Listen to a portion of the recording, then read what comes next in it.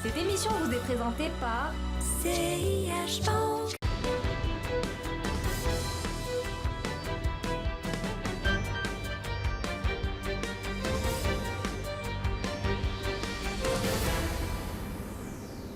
Depuis le début de la crise en Ukraine, la bourse de Casablanca n'a connu que 2 mois de performance positive contre 8 mois de baisse ou performance négative. La baisse depuis le début de l'année dépasse désormais les 22% et l'on atteint 25% de contre-performance si l'on considère le mouvement depuis le début ou le sommet de février.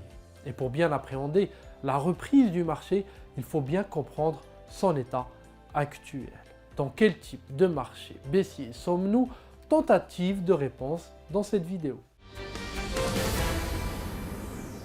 Pour répondre à cette question, on va reprendre une grille de lecture proposée en septembre par les stratégistes de Goldman Sachs pour interpréter le comportement du marché américain. Et vous allez le voir, cela s'applique parfaitement à la bourse de Casablanca. Eh bien, selon cette étude publiée par la banque d'affaires américaine, il existe 3 types de marchés baissiers. Premièrement, les marchés qui sont drivés par des événements, c'est-à-dire qu'ils baissent en réaction à un événement précis. Tant que cet événement est actif, la baisse l'est tout aussi. Et tout élément qui pourrait limiter l'effet de cet événement va produire des rebonds importants sur la bourse. Exemple qui vous vient sans doute à l'esprit, le Covid-19. En 2020, la baisse du marché pouvait en effet être qualifiée de baisse drivée par des événements, car liée directement à cet événement-là, celui du Covid.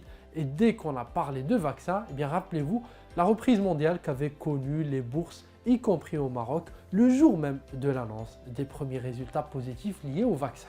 La deuxième catégorie de marché baissier, ce sont les marchés dits structurels. Ce type de marché baissier se constate à l'éclatement d'une bulle. La crise de 2008 par exemple, ainsi que plusieurs crashs dans le passé, comme le crash du .NET en 2000.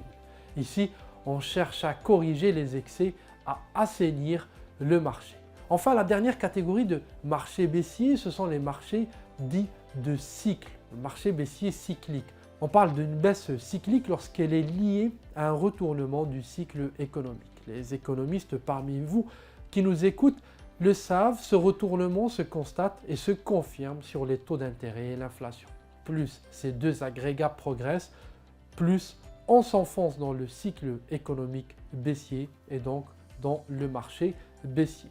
Il est donc facile de qualifier la baisse actuelle de notre marché de baisse cyclique, mais en quoi finalement cela nous avance-t-il? Eh bien, si personne ne peut prétendre savoir où se situera le point bas du marché exactement, connaître le type de configuration dans laquelle nous sommes permet au moins de savoir comment se fera le point bas. Pour la banque d'affaires américaine, statistiquement, le point bas d'un marché baissier vient généralement 6 à 9 mois avant le point bas des bénéfices des entreprises et 1 ou 2 trimestres avant le point bas de l'économie une fois passé le point haut en termes d'inflation.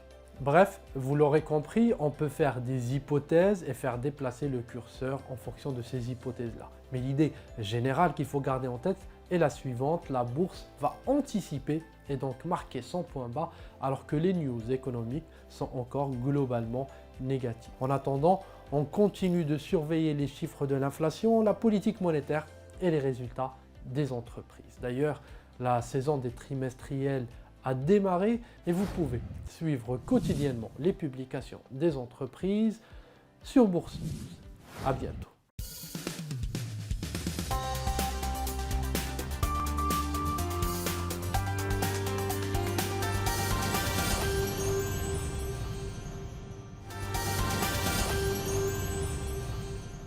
Cette émission vous a été présentée par CIH Bank.